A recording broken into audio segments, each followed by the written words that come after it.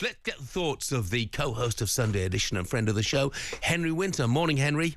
Good morning, Henry. Morning, Jeff. Morning, Ali. How are we? Yeah, good. Very thanks. well, thanks. Could I start with Brighton, Henry? You know, because obviously they've gone to Newcastle. It was the last draw that they wanted, to be honest, in the fifth round. And what a victory for them. And Danny Welbeck. Yeah. I mean, it's another terrific goal. And I have to ask you, he's 34 now. Is he better than ever?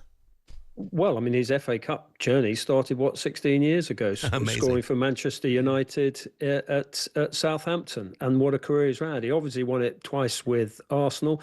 I think that Brighton are using him very intelligently. They know there are issues with injury. He's 34, as you say, and they're just unleashing him at the right time. He's such an intelligent player, and he's such a dedicated professional. I mean, when he has been injured, you know, he just sort of focuses absolutely on getting back in the right frame of mind, the right physicality.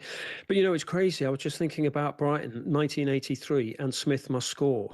Yeah. I mean, your point about how open it is and how many teams who are left in it who've still got almost like scores to settle with the FA Cup. You know, Aston Villa have not won it since 1957, and they've won it 7 times. I mean, it's just, you're right. I've been listening to you, and the stories of the Cup are just, you know, they're always there.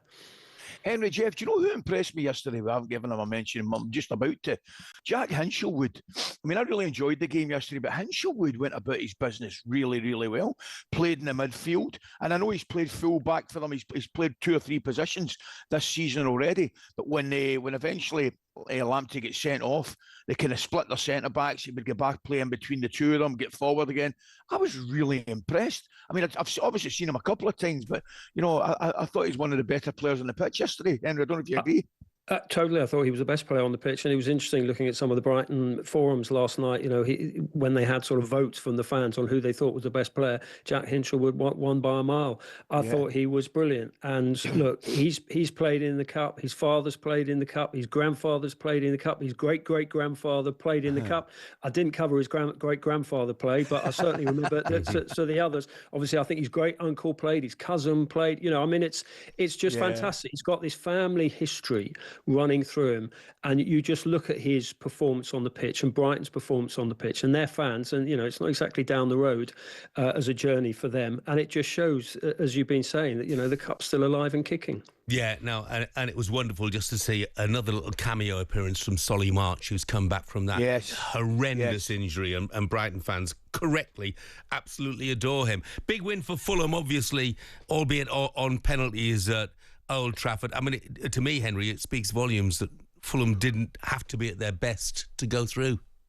Well, that's a reflection on Manchester United. It's also a reflection on what a good job Marco Silva's doing there.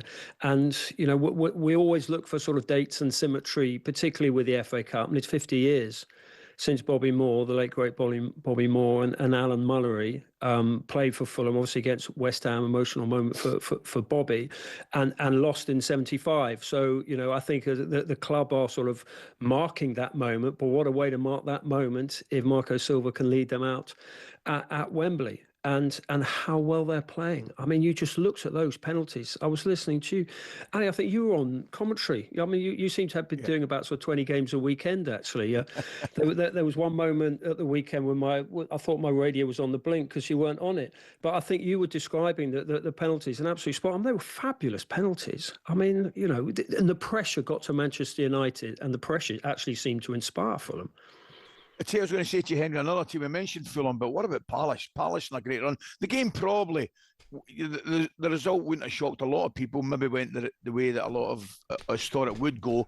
Incident that probably overshadowed the game was the sending off, and thankfully the injury, it doesn't seem to be too bad now. Liam Roberts coming out. But that incident aside, we've got to be impressed with what Palace are doing at this moment in time as well. Good manager, who, there were a few doubts of him over slightly earlier in the season when it wasn't going completely right, but he's got his players back. He's got Adam Wharton coming off the bench. I think Will Hughes is one of the most underrated players in the country.